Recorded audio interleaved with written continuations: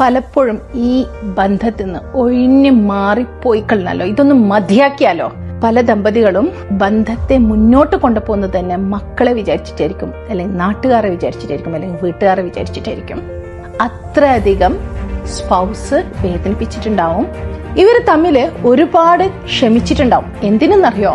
സാരില്ല, അടുത്ത പ്രാവശ്യം നന്നാവും, ഇനിയെങ്കിലും നന്നാവും, എന്നെ മനസ്സിലാക്കും, എന്നെ ഉൾക്കൊള്ളും, എന്നിലേക്ക് തിരിച്ചു വരുമെന്നുള്ള പ്രതീക്ഷ കൊണ്ട്. എന്നിട്ട് വീണ്ടും വീണ്ടും വീണ്ടും നിങ്ങൾ ചതിക്കുകയാണ്, വീണ്ടും വീണ്ടും നിങ്ങൾ പറ്റിക്കുകയാണ്, വീണ്ടും വീണ്ടും നിങ്ങൾ ട്രസ്റ്റ് ബ്രേക്ക് ചെയ്യുകയാണെങ്കിൽ ഒരു നിസ്സാര കാര്യം മതി ആ ബന്ധം മുറിഞ്ഞ് തകർന്ന് തരിപ്പണമാവാൻ. അതിന്റെ വിക്ടിംസ് തീർച്ചയായിട്ടും മക്കളായിരിക്കും, നിങ്ങൾ തമ്മിലായിരിക്കും, അതുപോലെ നിങ്ങളെ സ്നേഹിക്കുന്ന ഒരുപാട് പേരായിരിക്കും. ഇനിയെങ്കിലും 3 കാര്യങ്ങൾ ശ്രദ്ധിക്കാം. Rebuild your trust with 100% effort, connect with each other emotionally and respect each other.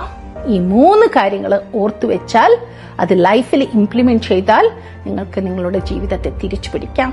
അല്ലെങ്കിൽ ഇതൊരു തീരാ നഷ്ടമായിരിക്കും, ദുഃഖമായിരിക്കും, വേദനയായിരിക്കും.